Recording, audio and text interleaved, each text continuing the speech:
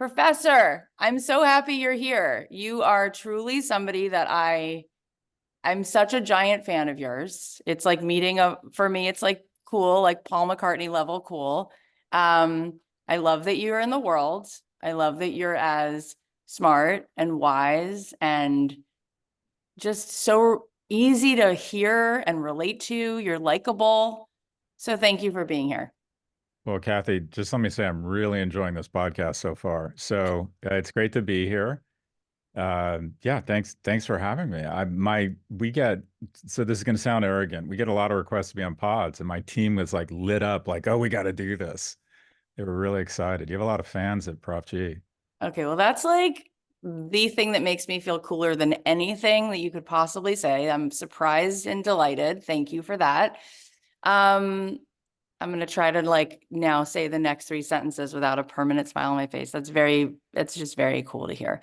I'm really blown away by you, honestly, because you and I both are part of this world, consuming a lot, hearing a lot, reading a lot of things. Hmm. And I just feel like most people, they don't really say anything new. Um, every time I listen to you, I have to take notes and write something down. I learn something every time. Really grateful. So we're just gonna dive in. You've been at this for a while. You're a professor. You've written many books. Um, why this work? Like, what is it about economics? What is it about the pursuit of both happiness and success and wealth? What is it about all of that rocks your world so much that you wanted to make this your life's work? I would say it was more responding to opportunities and white spaces than deliberate. Um, I got lucky, I should say. I started companies in the 90s as the internet was coming of age. And I was kind of just born in the right place at the right time. Being born a white heterosexual male in 1960s California meant access to free education. Um, when I applied to UCLA, the acceptance rate was 76%. This year it's 9%. So, I've always said that I've just been incredibly lucky. And then I got cursed with a great problem, and that is once I had a certain level of economic security, I'm like, what do I want to do? And I really enjoy writing. I enjoy podcasting. I think sort of my core competence is storytelling. And I just enjoy talking about these issues, but stumble into things. My approach is, I don't want to, the word fearless sounds like you're the hero in it, but I try to speak and write as if the only audience are going to be my sons in 20 years who are trying to understand me better in the world at that time. And one of my role models, Sam Harris, said, if you have economic security and people who love you unconditionally, you have an obligation to speak your mind in an unfiltered way. So I like when we're on editorial calls, I was talking about incentives and some stuff around Israel. And he said, we're going to get a lot of shit for that. I'm like, that means we should do it. If I'm just in such a privileged position to be able to speak my mind without the kind of the landmines in the wrist right now. So being able to talk about young men who are struggling, being able to talk about some of the externalities and dangers of big tech, being able to talk about the Middle East in an unfiltered way based on what I believe, it's just an enormous blessing. And I'll just finish up by saying the the thing that's given me sort of a lot of comfort around these issues is my atheism. I generally believe that at some point I'm going to look into my kids' eyes and know that our relationship is coming to an end, and that just gives me a tremendous amount of, I wouldn't say confidence, but a lack of fear to the downside, because everyone we know, I believe, Cathy, is going to be dead in 50 years. And everything I'm worried about, what they think about me or the downside of the risks I take, they really aren't that important. And I find that sort of liberating that, like, why wouldn't you love out loud? Why wouldn't you dance on tables, so to speak, intellectually, metaphorically? Why wouldn't you express your emotion? Why wouldn't you say, distinct to the narrative, I think this is dumb. I think we don't get it here, even if you piss off your cohort of whatever political tribe. So my atheism increasingly has been a source of real kind of strength and comfort, if you will. That was a lot. Sorry about that. No, I'm sorry is not the right word because I'm already crying because um, the amount of courage and the aliveness in you It brings me to tears. And yeah, it's just so powerful. And it's so interesting because I was such a God person. And I love this show because I love getting to meet people who have such deeply different beliefs. And yet you bring me so close to meaning. That's Hmm. what's so cool. It's like every time you say something, it opens my heart so much that I just want to say that. I just want to put that in the world. Um, there's so many things to unpack about what you just said. One thing I just want to begin with is Hmm. I feel like people all day long don't realize that they're subconsciously making a choice between being authentic and belonging. And 9 times out of 10, they just choose belonging. So Hmm. in order to belong, they don't tell the truth. And Hmm. what's so moving to me is your absolute authenticity. And so it is something I would love the world to be witness to because there's so much in having a life where you say what you mean and you mean what you say. And I feel that with you and so few other people. How do you give people the permission to do that if they're listening right now and they want to do more of that, but that feels like a very scary thing to do? So first off, those are very generous words. So thank you. But the thing that washes over me when you say that is imposter syndrome, because I think I'm still very focused on money. I still think a lot about what will work and get me more money. I still am very emotionally insecure around shaming. I think most of my, not most, like a third of my mental health episodes have started when someone says something really aggressive and vile or unfortunately true or whatever it is on social media. I care too much about, and I've tried to do a lot of work around this. I've cared way too much around what people who I don't know and I will never know think of me, and not enough about people who know me really well, what they think about me. And I'm trying to flip that. So I feel a lot of imposter syndrome. What I would suggest, the question you asked is how do you give agency or license to other people to be authentic? I get a lot of questions around, I want to be, people say provocative or whatever. And I say, just be careful, because look, shaming used to be a death sentence. If you were in a tribe and for some reason they didn't like your behavior and they shamed you, and it got to the point where they kicked you out, to be sequestered or isolated from the clan was meant death. So people are very sensitive to being shamed, and I don't want to. It still affects me when I say something, and I get it wrong all the time. Sometimes I say stupid things, and people weigh in correctly and say that was stupid, and that hurts as well. But we're in a society right now where you can be canceled, and I don't want to I don't want to by any means tell people to be provocative on purpose, because unfortunately in our society, unless you're economically secure, you can have it can have real ramifications on you. So, my thought is, quite frankly, we're in a society right now where, at least professionally, discretion is the better part of valor, and it probably makes sense to occasionally take a beat, especially young men, and think about what they're going to say. I try to be, what I've tried to do as I've gotten older, I said, okay, what's an opinion and what's a principle? And an Mm, opinion is, all right, I'm sort of not really interested in what my DJ or my personal trainer think about Gaza. I just don't. And it's like, okay, I now say to myself, do I have a passion for this? Do I have any domain expertise? If the answer is no, I don't need to weigh in on it. You don't need to weigh in on every topic. And then I try and discern the difference between an opinion and a principle. I have a lot of opinions, but a principle for me is something I'm willing to sacrifice for. mm, I was very upset that Spotify was platforming podcasters that were in my view spreading misinformation around the dangers of vaccines. And I had someone close to me die from COVID, and I thought, okay, is this an opinion or is this principle? And for me, I decided, okay, this is a principle. I'm going to pull my podcast off of Spotify.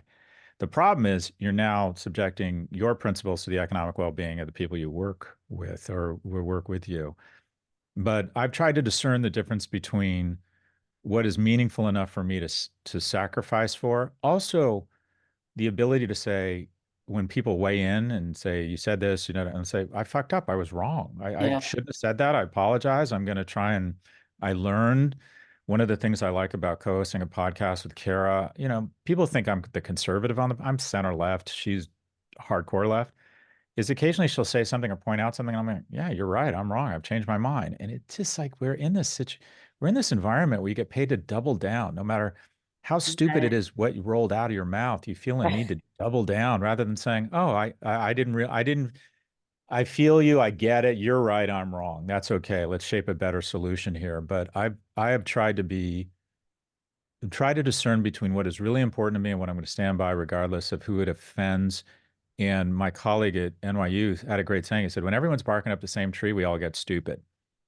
And it's not a bad idea when the narrative becomes, when conventional wisdom becomes conventional, it's usually not wisdom. And it's not a bad idea occasionally to think, well, let's take the other side of this argument. There's a lot of beauty in what you just said.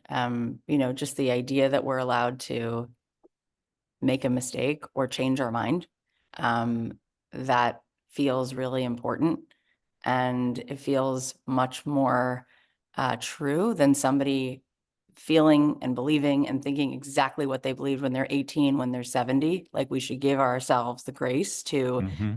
to fully step into that. And I love that you do. That's such a cool thing to model. I also love what you said about the difference in choosing to weigh in whether something's a principle or whether something's just opinion, and whether or not you even know anything about it, right? So it's fascinating to make a decision on when to weigh in versus Hmm. just parroting something because you feel like everyone else is parroting something. That's very, very helpful. I want to talk about a few of your books. You've written so much and you've added so much. I want to start with the most recent book because it's so good and it's so on point to so many things we talk about on this show. And then I kind of want to go back to some of the other things you've written. The most recent book is called The Algebra of Wealth: A Simple Formula for Financial Security. And I've read a lot of this book and I've heard you speak a lot. And some of the things you say are really quite exciting. I heard you say something which is a little provocative, but also really interesting, which was that people should spend time around wealthy people. Um, Hmm. because because why? Tell us why that's potentially helpful. Well, they say that you become the sum of your five closest peers, that you become the same body mass index, same politics, same sports teams, live in the same neighborhood, and also end up being approximately having the same economic prosperity or lack thereof. And I'm not suggesting you ask for a W-2 before you decide if someone's going to be your friend, but I think it's okay as you meet people over your life to say, this is an impressive person. They might be impressive in terms of their character, their humor, and it's okay if they're impressive because they've been professionally successful and have garnered a lot of influence and economic power. I think that's impressive. And I think you want to learn from those people. I think you want to be around them, and I think you want to learn from them. You will become the average of the four or five people you spend the most time with. The reason I went to college was the two people I ended up, my best friends were a Mormon kid who went to Stanford and a black kid who got a football scholarship to Linfield in Oregon. And so I was going to college because my two best friends were. And so the people you hang around with, if you could pick anything for your kids, you'd want to pick their peer group. We like to think we can engineer them. No, we're shepherds. We get to choose what field they graze in and what food they eat, but we don't get to engineer them. It's actually their friends that have a bigger peer group bigger effect on them, their peer group. So hanging around and with people who are successful and constantly trying to upgrade your friend group, I don't think there's anything wrong with that. I also think it's important to talk about money. I'm very open about the money I make, my tax rate, when I lose money, when I make money, because I think the gestalt of not talking about money is nothing but an attempt to keep poor people poor and rich people rich. And that is your boss knows exactly how much money you're making and how much money everyone else is making. An asymmetry of information hugely benefits the person with all of the information. So he doesn't, let's be honest, it's usually he doesn't want Lisa to know that Bob is making 30% more for doing the same job.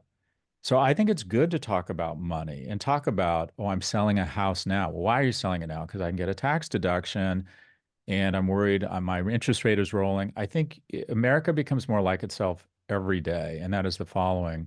It's a loving, generous place if you have money. It's a violent, rapacious place if you don't have money. Everybody needs to be not necessarily good at money, but they need to be competent at it. Like I think every teenager should learn how to drive. I'm forcing my boys to drive even though I don't want to. I'm like, everyone should know how to drive. I gave up, but everyone should know how to drive a manual. But they're like, no, I'm not learning how to drive stick shift. But anyways, I think everybody needs to have a certain baseline level of information around money and needs to talk about it. If you aspire to have financial security, you need to talk about it. Roger Federer and Nadal and Serena Williams, they talk about tennis a lot because they want to be good at it. So I think talking about money, surrounding yourself with people who understand it, understand how to make it, I think you're going to become more like them. And I don't think, I'm not saying shed people from your life, but just be clear. Take the 4 people you spend the most time with, look at them, take the average of them. You are going to become that person. It's very true. And James Clear told me the same thing. I said, what's the most important habit from your book? And he said, who you spend time with. That's it. 100%. Yeah. Be generous with everything but your time. It's interesting because it's the thing that most people need to repair most. It's one of the things they need to repair most in their life is their relationship with money. And Mm-hmm. yet there's so much shame around money that Oh, yeah. when I talk to my audience and I say, would you share with the world, would you post, let's say, on social media that you're getting healthy, that you got a trainer, that you want to be in the best health of your life? People are like, yeah, I would share that. I'm like, Mm-hmm. and at the same rate, would you post that you want to be the wealthiest version of yourself and you're doing all these things to like improve your, Mm-hmm. economics? And they're like, no, right? There's something about money where it's been so ingrained. I don't know if it comes from religion. I don't know if it comes from different cultural suggestions in books and literature, but this idea that like, and I think it's not even quoted correctly, but I think there's this idea that like money is the root of all evil. Like people seem to think the more money they have or the more money that they would be known to have, it equates to them being a person with no integrity and no more, which is ridiculous. But there's so much shame around it that they can't even begin to get help with it because they're in resistance to it, right? And so there's something about you being such a person of integrity who then wrote this book and gives us permission to have this conversation that it feels so liberating because it makes it what it is. It's this neutral tool that we all need, and we don't need to put so much on it that's like mythology. So help us understand, what is that resistance and shame, and how can we remove that so we can just get on with it? I think it's a couple things. I think women are taught to be pleasers and polite, and talking about money for some reason feels a little bit dirty and almost pornographic or vulgar, and women especially aren't supposed to talk about it. And I think it's held women back. Whereas men, the serious conversation about money, men have that conversation and they excuse their wives to go, look at whatever, make tea or, it's just so sexist. In addition, with men to admit, I had an investment last week. I invested $5 million with one of my biggest investments. I use real numbers all the time. And I found out last week that it went to zero. The company shut down. And I talk about it. I'm like, God, I can't, it was a healthcare startup. I was so excited. And it went to zero and I wasn't expecting it coming. And the reason I bring it up is it's diversification for me. That's a lot of money, but and this sounds like a humble brag, but again, I'm transparent. It's not a lot of money for me in terms of my whole net worth. So that's my Kevlar. That's diversification. I don't invest more than 3% in any one thing. That way, if a bullet hits me in the chest, it takes me off my feet and it's a bruise, but I get right back up. Whereas when I really screwed up younger in life was I thought, I'm such a baller that if I apply myself to any one thing 110%, I'm going to go all in on it. And that's what I thought being masculine and an entrepreneur meant. And so when my company Red Envelope went Chapter 11 in 2008, I went from being economically secure to having less than zero. And it was about the same time that my oldest son had the poor judgment to come marching out of my girlfriend. And I was just humiliated and I felt like I had failed as a father. I remember the first thing I felt when I met my new son in the delivery room was, I have failed this kid already. It was like it was supposed to be a Hallmark moment with bright lights and angels singing. And I just felt shame and this like total lack of masculinity that I'd already failed in my real number one objective as a man was to be a provider. And if I'd just been a little smarter and taken some of the millions of dollars I had made off the table and diversified, I would have been in such a better state. And what I'm trying to do is share some of those lessons. And then among men, we never like to admit our failures that we could all learn from because we're all supposed to be accidentally wealthy. We're also supposed to be such ballers, so strong that oh, I don't even think about money because I'm just so good at what I do. It just happens. Rather than being very honest with each other around, oh, I'm worried about this. I have huge economic anxiety. Kids in low income homes have higher resting blood pressure than kids in middle income or upper income homes because they inherit this anxiety from their parents. God. If 70% of divorces over the age of 40 are filed by women, and it's usually following one of three things: a mental breakdown, a failed business, or bankruptcy. Money is the reason. People think infidelity is the biggest cause of divorce. The biggest cause of anxiety in a household is money. And what people don't realize, I didn't grow up with a lot of money.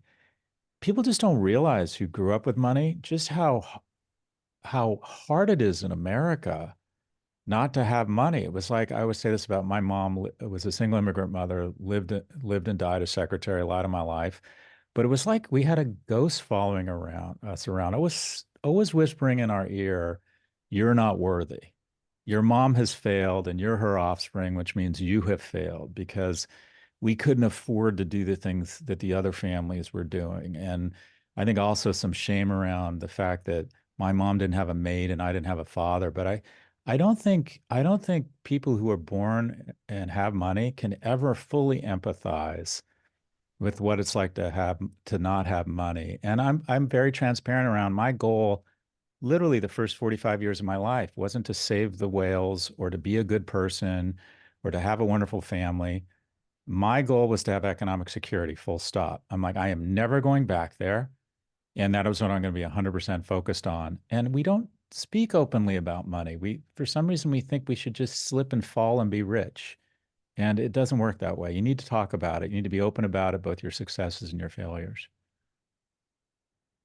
There's so much to this conversation. So this question is just the beginning of a very long conversation. But what is one thing among the many that someone who's listening right now could do today to make Hmm. themselves more financially secure? It's really situational. If you're in your 20s, it's recognizing try to ignore our instincts. Our instincts are the following. For 99% of our time on this planet as a species, we haven't lived past the age of 35. So people who are 23 can't imagine they're going to live to be 83. They can't imagine they're going to be 43. They can't imagine they're going to be around. I'm 59. They can't imagine they're going to be around another 37 years and that it's going to go like this. It's going to go so fast. Wow, life has gone slowly, said no one ever. And then to recognize that if they can develop just a little bit of a savings muscle, and I'm not saying give up your 20s, go to Coachella, buy a round of mezcal for your friends. But if you can develop a little bit of a savings muscle, just recognize that you want to lean into your strengths.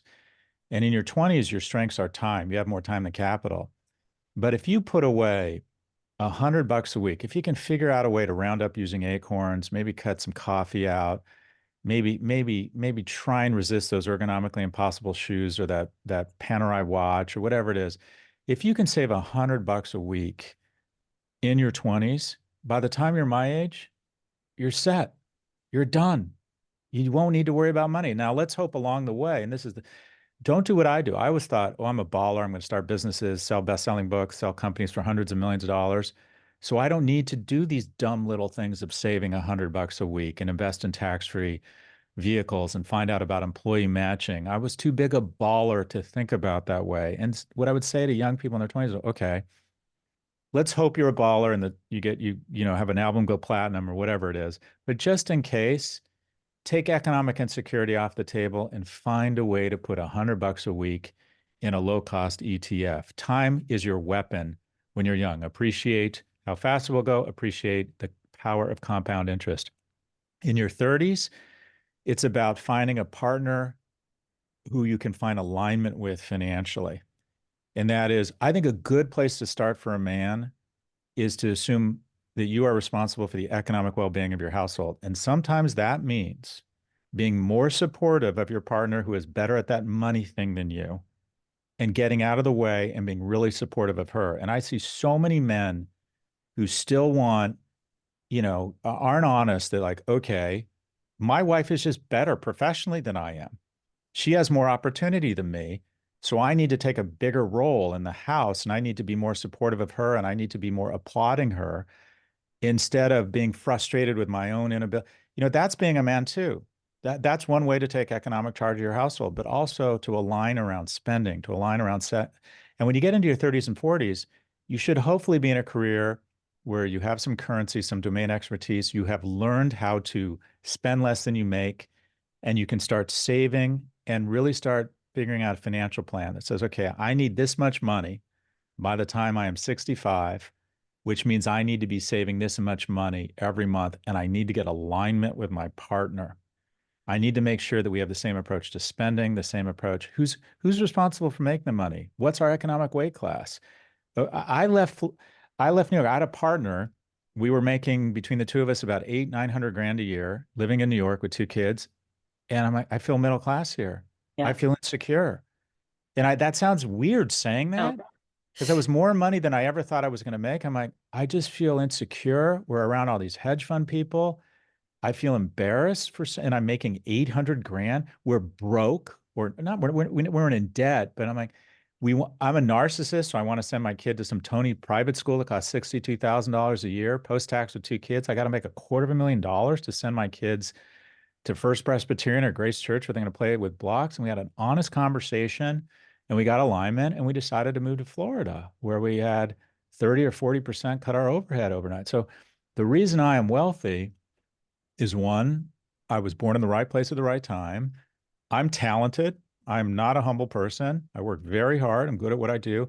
But I also had real alignment with my partner. And every few months, I sit down with her and I say, okay, this is how much money we're making. This is how much we're spending. This is what happened to our investments. Because I think partners, I think you got to be aligned. And what really hurts partnerships is surprises. Like, one of you has lost a lot of money and didn't tell the other, or one of you has been laid off, or one of you has a gambling problem, or one of you is spending more money and hiding it. That is what creates real tension in relationships. So I'd say the 30s is about really starting to save some money.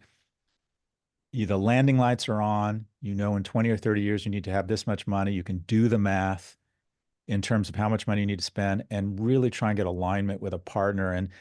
And the thing that's been just so rewarding, having money is wonderful, but what was even more rewarding was getting it, earning it. And what was the most rewarding was earning it with a partner. Like I always say, I lost my mom about 20 years ago. And I still, when something great happens to me, it still doesn't feel like it happens because I expect to call my mom. And when my mom could, like, what it's like when you call your mom, you can bask in your success. You don't have to be humble. And now that she's not there, it's like good things don't ever really feel cemented. If I was making good money and had finally reached economic security, if I hadn't done it with someone else who had sacrificed and we did it together and talked about it, it just wouldn't have been nearly as much fun or rewarding. So I think your 30s are about the landing lights are on, developing a financial plan and getting alignment with a partner. Partnership, most billionaires, most millionaires have one thing in common. They have really solid partnerships. There's this myth of the rich person on his fifth wife. Wealthy people, much lower rates of divorce, much higher rates of marriage. The partnership is key to economic security. And then as you get older, you just have to be sober. Retirement's coming towards you faster than you think. You need the numbers. You need to foot to those numbers. If you need to make a lifestyle arbitrage, you need to make it and you need to start saving money and being sober about what you're going to need in 10 or 20 years. It's really cool to hear you say all that. And so many of those points, I didn't know that kids who grow up in lower income housing have a different blood pressure. I didn't realize that people who are wealthy have actually a lower rate of divorce. I remember when I met Howard Schultz and the thing he said he was most proud of is his 47-year marriage. And I thought that was amazing. I thought that was so Mm-hmm. unique that a billionaire would be married to the same person, because I had that belief that as soon as a person's that rich, they'd probably be on their third wife. And he's like, are you kidding? She's like my everything. And I thought, oh, he's a prince. But it seems like from what you just said that it makes a lot of sense that there is something to that, right? Something to that. Having that symbiotic dance in the most important relationship in your life would definitely be more in alignment for you to be wealthy. You say something that is a little contrary to what I've been saying, but I like Mm-hmm. it. And I want to Mm-hmm. dive in. You say, forget your passion, Mm-hmm. follow your talent when you're making a Mm-hmm. career decision. And you mentioned it Mm-hmm. before. You said that I have this talent, right? Mm-hmm. Boy, is that not what people are hearing, right? It's like we live in this time, just like you said, people are supposed to like slip and be wealthy, or, accidentally fall into Mm-hmm. this way that we tell children, like, you can do anything and you can Mm-hmm. follow your passion. And part of that feels really good and it sounds good. But then Mm-hmm. there's people who they kind of they hit this dip and they just can't get out of it and they don't know what the Mm-hmm. problem is. You say something different. What do you say when it comes to following your passion? We have two types of speakers at NYU during lunch: really thoughtful, interesting, impressive people, and billionaires. We've just decided that if you have three commas behind your net worth, it means you have insight into life. And they always end with what I think is the worst advice you can give a young person: follow your passion. And the guy telling you to follow your passion made his billions in iron ore smelting. I have generally found that people who talk a big game telling young people to follow their passion is already rich. This is your job. In your 20s, your job is to workshop a series of things and find where your talent is, and to go into an industry that you could be in the top 10% someday, maybe even the top 1%, because you have such natural instincts around it and you're so good at it. And here's the key part: in an industry that has a 90+% employment rate, because 87% of actors in SAG-AFTRA, these are the most talented 180,000 people in the creative arts in the world. It's not easy to get a SAG-AFTRA union card, but 83% of them, not 87, 83% of them didn't qualify for health insurance last year because they made less than $23,000. Young people mistake their passion for their hobbies. Be a DJ on the weekends. Now, I'm not saying I don't want to crush your dreams. If you want to be an athlete, you want to open a nightclub, you want to be a chef, you want to be an artist, you want to be an actress, you want to be a model, you want to design a jewelry line, okay, fine. But unless you are getting bright green signals that you're going to be in the top 1%, which is the unemployment rate in these industries are 90+%, meaning that only the top 1% can eke out a living.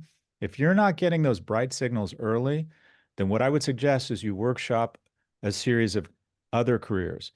And no one grows up thinking I'm passionate about tax law, but people who understand numbers, people who understand clients, people who can figure out the law and bring all of those things together to manage the tax law in the context of clients.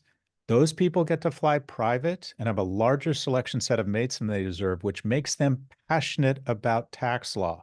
Here's how you find passion: mastery. Anything you become the best at. The guy installing my soapstone in the home I'm renovating here in London, he's the soapstone guy.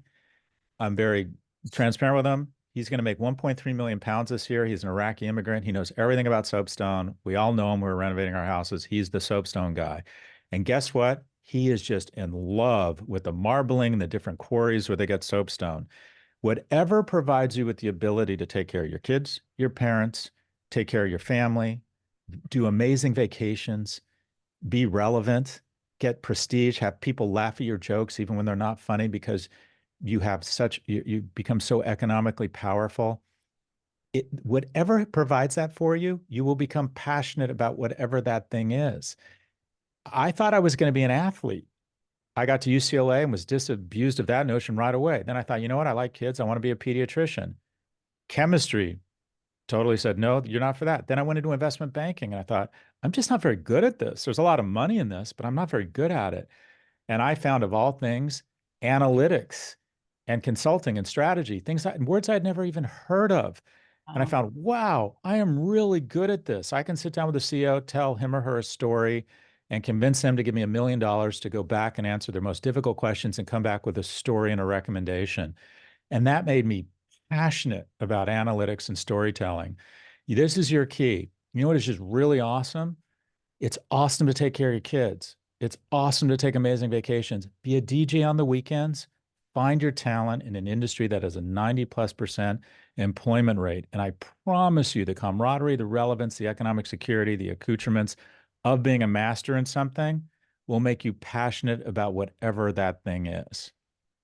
Oh, I love what you just said. And it's so true. And people have this like very existential, like, but there's this one thing that I'm supposed to do, and it's supposed to be like Cupid's arrow, like hits me. And it's fascinating because it's more like your job every day is who you are and how you treat people.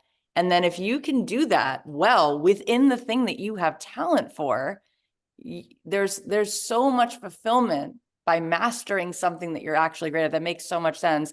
And on the other hand, you wrote a book about the algebra of happiness, right? So that's a separate topic, but I want to just touch on it because it's not like that's something that you don't consider. It's not like that's something that you're not deeply also intrigued by, right? Like what does it mean to be happy and fulfilled?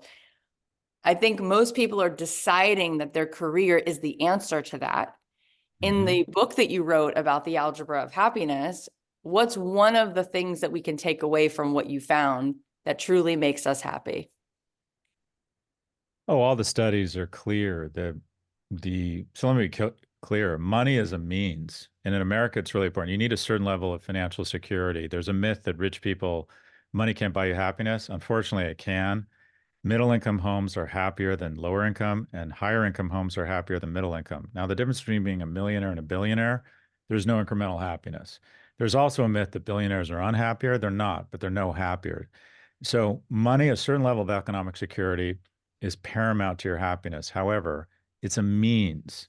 The ends, the reason why you need economic security is to relieve yourself of the anxiety of economic stress so you can focus on the ends. And the ends are what every study on happiness shows is the key to happiness, and that is the number of deep and meaningful relationships you have. At work, do you feel admired and respected? And are there people there that you admire and respect across your friends? Do you feel a sense of joy and camaraderie? And just as importantly, do you know they know that you get a sense of joy and camaraderie from them? And amongst your family, do you feel an intense level of support and love? And as important, if not and even more important, do you know they are intensely loved and supported by you? And the largest study in the history of happiness is the Harvard Grant Study, and it has the best opening line, 80 years. Three principal scientists passed away because they tracked, of course, we were only concerned about men's happiness. It tracked 400 men over 80 years. But it found very simply that happiness, the strongest correlation was a certain level of economic success, but then it was all about the number of deep and meaningful relationships. And it has the greatest opening line of any academic study. And the line is the following: happiness is love, full stop. So the reason why you want to get economic security is such that you can be freed up to focus on spending time and doing wonderful things with the people closest to you, and use economic security as a means to cement, expand, and really soak in those relationships. I love that. And we've had Bob Waldinger on. I didn't know the beginning of that study, but I just absolutely love hearing that. I wish that I could I could just sit with you for days and be a fly on the wall and be very, very happy to just listen to you talk. So I'm going to jump around a couple of places because I don't have all that time. You wrote another book called The Hidden DNA of Amazon, Apple, Facebook, and Google. Like all of these books are like, I mean, I am the person in your market when you're writing books. I'm the one who's like, I can't wait to read that. There's so much to cover, but I'm curious if there's one thing that you could say as a takeaway from what is the DNA? Why were you even intrigued to come up with what you thought was the through line as the DNA of those four? Well, it started out as a love letter. The reason I'm economically secure is because in 2008, when we allowed the markets to crash, I took all my remaining capital and I bought Amazon, Apple, and Netflix. And so I love big tech. I'm economically secure. Amazon at one point was hiring a third of my students. I use the products. I love their services. I think big tech is a net good for America. The problem is with the word net, and that is, I think fossil fuels and pesticides are net goods for society, but we still have emission standards and an EPA. The problem with big tech is by the time I finished the book, I realized these companies have become so powerful that they have weaponized government. And because of this idolatry of innovators, where as a nation becomes wealthier, its reliance on a super being and church attendance goes down, and into that void has slipped innovators because technology is the closest thing we have to magic and it feels mystical. So our new Jesus Christ, our Steve Jobs, and probably now Elon Musk has inherited that mantle. And it's dangerous to have technology be our religion and to have this idolatry of innovators. I think it's led to bad places where they are not subject to the same scrutiny as other industries. There has been 40 congressional hearings on child safety and social media. There have been 0 laws passed. I believe, Cathy, that in 20 years, we're going to look back on this era and we're going to regret the weaponization of our elections, the misinformation, the income inequality, the concentration of power of these companies. But hands down, I'm fairly certain the thing we will regret most is we will ask ourselves, how on earth did we let this happen to our children? The studies show that use of social media, especially among teen girls, dramatically increases rates of self-harm and depression and anxiety. And if any other product or company were directly correlated with an increase in self-harm and suicide, we would take action. But these companies are so powerful in combination with this idolatry of individuals in concert with an elected body, an electorate that's older than it's ever been and doesn't understand these technologies. And the last thing they want to do is come across as old and like, oh, I don't like these people shaking their hips. So they all want to say they're pro meta. The fact that these companies have been very smart and have Amazon has more lobbyists, full-time lobbyists living in Washington than there are sitting US senators. So Crazy. these so government has been overrun, it has been weaponized, there's total regulatory capture, and we now have a situation where a 14-year-old girl in the UK can go into her bedroom with her phone. She's been bullied at school. It happens in a couple hours. The algorithms pick up that she's having suicidal ideation, and she gets a message, an email, an automated email with the following. This is verbatim. Here are some images on suicide we thought you might find interesting, and it's images of a noose, razors, and pills. And the story ends very poorly. Parents go in the next morning, she's gone. In The any other, worst thing I've ever heard about social media. I didn't know that it can do that, and I'm horrified. well, it's happening at scale. And in any other industry, if that happened, someone would be doing a perp walk. This industry has been given the mother of all hall passes. And again, it goes back to this whole notion. We talk about AI, we talk about the NASDAQ. None of this means anything if our kids aren't doing well. That's right. And our kids are doing less well than they've ever done. We're raising the most anxious, depressed, obese, and addicted generation. And this is in the face of prosperity. And we're the ones raising them. We're the ones voting people into office. We have to take responsibility for this. And it's a combination of two things. This is research from Jonathan Haidt and Jean Twenge.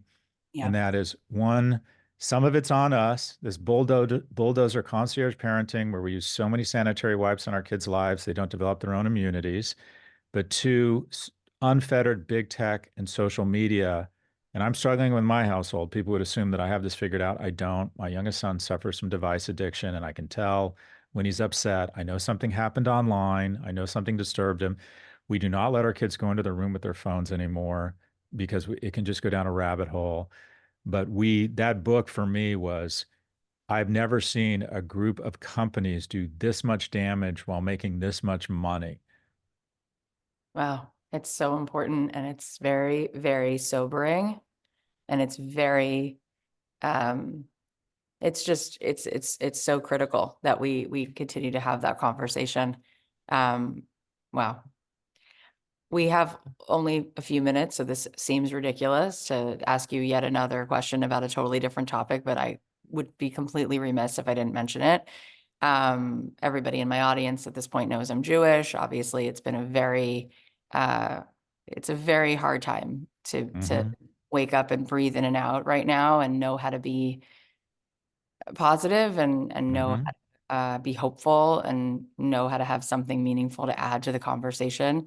Um, I can't imagine what it's like to be on a college campus as a professor, especially with a decent amount of insight right now, and to have the courage to be who you've been. Um, I know that you've heard this now from many, many people that it's extremely important to us that you're in the world. And Oh, that's nice of you. Thank you. I thank you from the bottom of my heart for being you. It's definitely a North Star for me, and makes me feel like I know where east, south, north, and west is some days when I don't know where it is anymore. What what's your experience over the last 8 months in particular? The fact that on top of everything that is, you happen to be a professor and you happen to be somebody who has an opinion. Um, what's that like for you? There's a lot there. So, I mean, so first off, I'm an atheist. I feel no connection or didn't feel any connection to Israel. I don't feel much connection to Judaism. October the 6th, if someone had said, "What's the state of anti-Semitism in the United States?" I would have said it doesn't exist. Never experienced it, never seen it. Really? Wow. And then by October the 8th, I was just shocked what I saw. I was shocked by the response. And since then, um, I'm, I am, and this is, I think a lot of people feel this way. You know, that podcast, 10% Happier, I feel like I'm 80% more Jewish now. My mom, in 1939, my mom was a 4-year-old Jew living in London.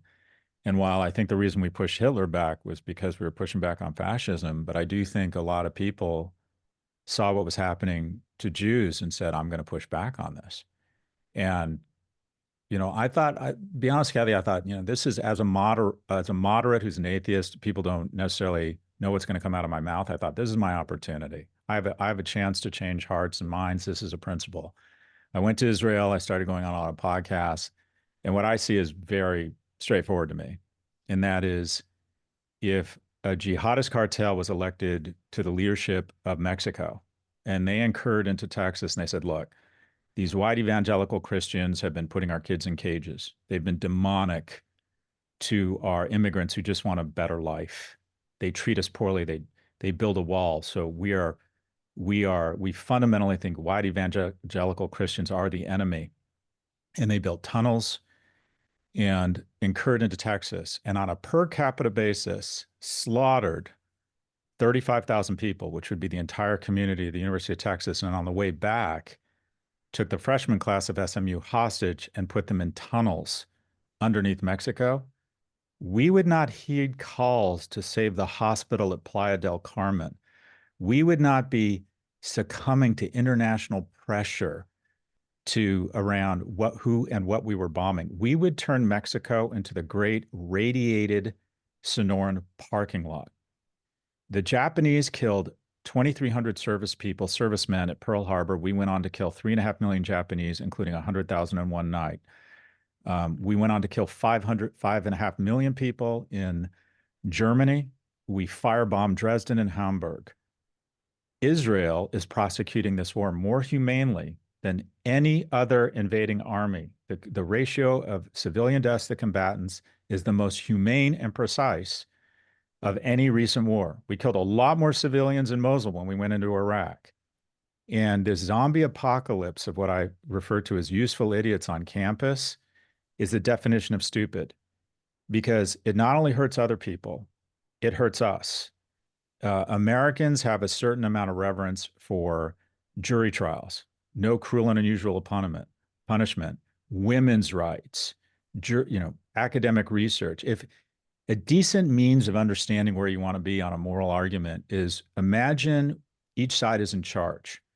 If Israel had domain over our military and all of a sudden was in charge of the Congress and our Senate and our security forces, the next day you wouldn't know anything had changed. Israel is more like America than Canada. If Hamas got control of our military and our legislative process, all of my gay friends would have to go into hiding.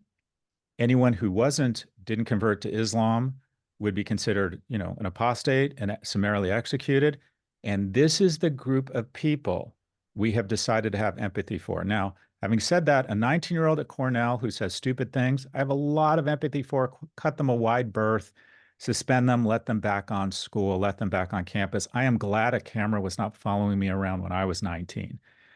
My peers at NYU, Columbia, and other universities, the faculty members showing empathy for an ideology that would result in the death and torture of the majority of our students, we have made a mistake hiring these people and they should be summarily fired. And people will scream free speech.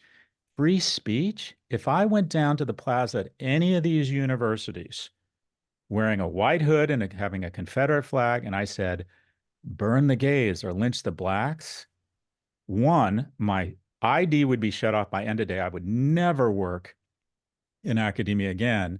And if I did as much as to start harassing students or passing out bans as they did at my alma mater, UCLA, to non-Jews and not letting anyone without a band, i.e. Jews, into the Powell Library where I used to study, we wouldn't be talking about nuance and First Amendment and context. They'd call in the fucking National Guard.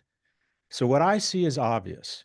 Jews are not allowed to win a war the way every other Western democracy has been allowed to win a war when we are attacked, and that free speech is never freer when it's hate speech against Jews. So in a late nod to my mother and the people who fought for her, I am happy to weigh in on this because I'm a moderate. People don't understand necessarily what's going to come out of my mouth. I don't have a Jewish sounding last name.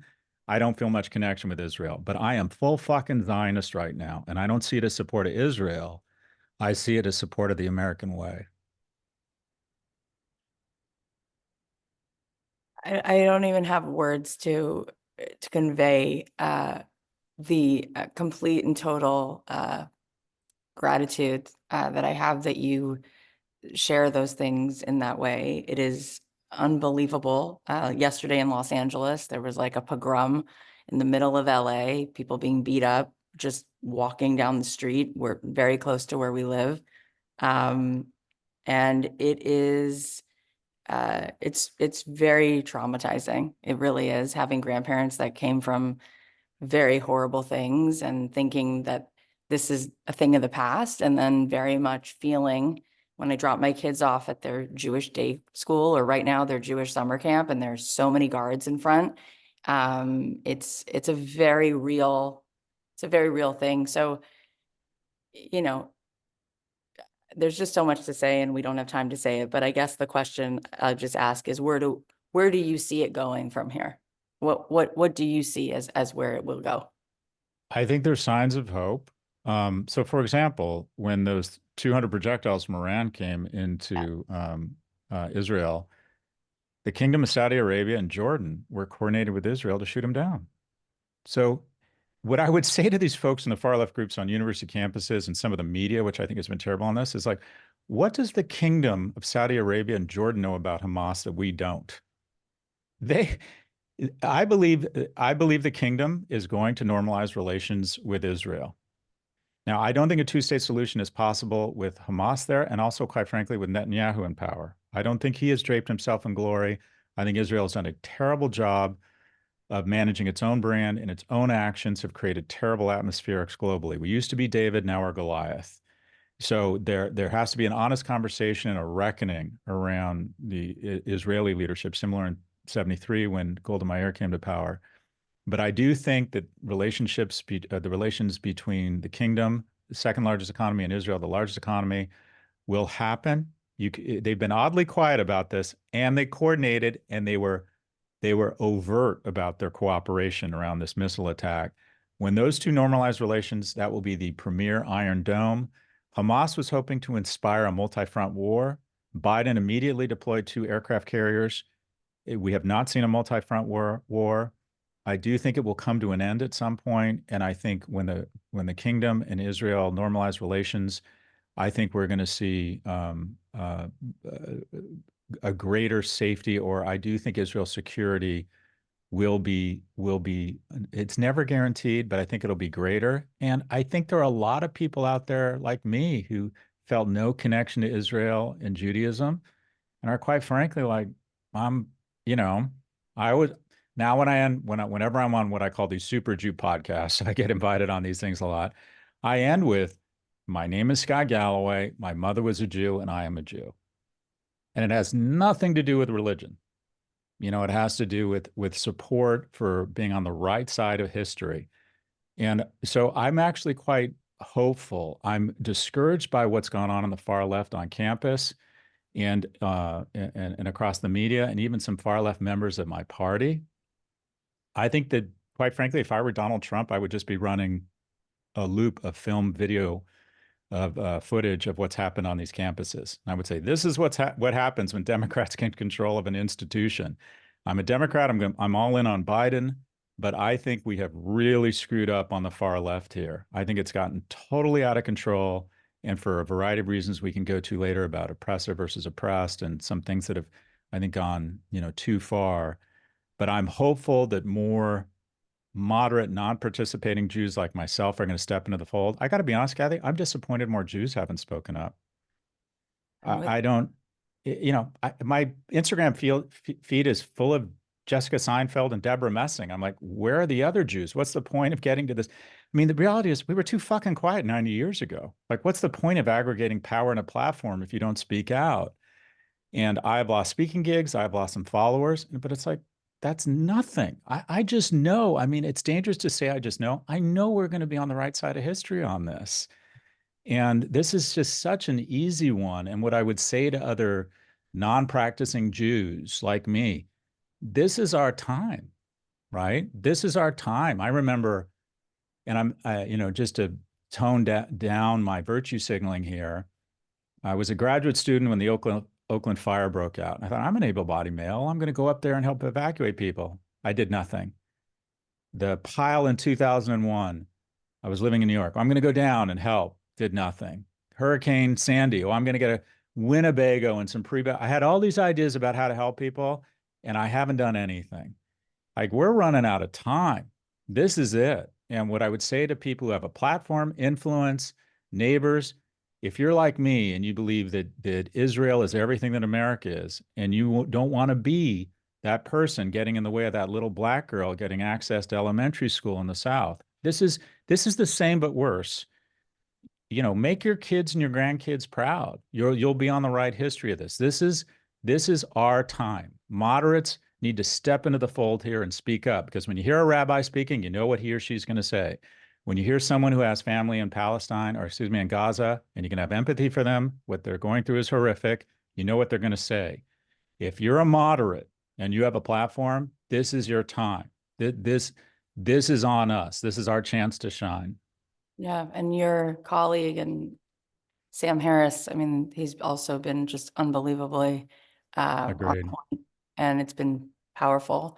Yeah, I love what you said about Saudi. I think that is correct. I think that that's the most exciting hope. And I also just love what you shared about the values. And if Israel were to take over our country, you wouldn't really see much change, because the values, I love what you just said, it's even more similar to us than Canada, right? And people don't realize that there definitely is an ideology out there to radicalize the world with a certain jihadi sort of a way of living, and Israel's the speed bump on the way here, and we all need to get that is a very real thing. And there's a reason why many countries look different than they used to, why Yemen looks different than it used to, why Iran looks different than it used to. And it gives me tremendous hope to hear you sort of lay out what could be a very possible potential of what happens next. I see that change in leadership in Israel, that change in leadership around it. That is best Iron Dome for Jordan and Saudi and Israel to come together. And to Hmm. see the Princess of Saudi get out of her fighter jet that Hmm. night after those missiles came from Iran was one of the coolest things Agreed. I've ever seen. So I just love you so much. I'm so grateful that you exist. I don't know how to say it enough. I feel like you can feel it though. And my grandparents, thank you. And uh, there are moments where your being in the world has a massive effect. You can throw a little stone in water, it makes a little ripple, or you can throw a boulder in water and it like changes the current. You're doing that. You are literally doing that. And thank you for doing that. Look, I really appreciate your words. Um, I appreciate how vulnerable you are. Um, anyway, that means a lot coming from someone like you. Anyway, thank you. Such an honor, such a gift. Thank you. God Thank bless you. you. I'll bless you, whatever, whoever bless you. It's just what I say. But thank you, Professor. We can't wait to put this out there. Tell everybody where they can buy the book. Oh gosh, to resist is futile. I'm everywhere. I mean, if you type in my name, I'd be shocked if you stick your hand in your kid's cereal tomorrow if you don't see a copy of my book. It's to resist is futile. Yeah, I'm everywhere. So yeah, don't worry about that. You can find it. It's harder to avoid it than find it. It's so good. We gotta go. We'll put the link in the show notes. Everyone to go get it if they haven't had it already. Thank you for your time. Thank you for Thank you, everything. Cathy.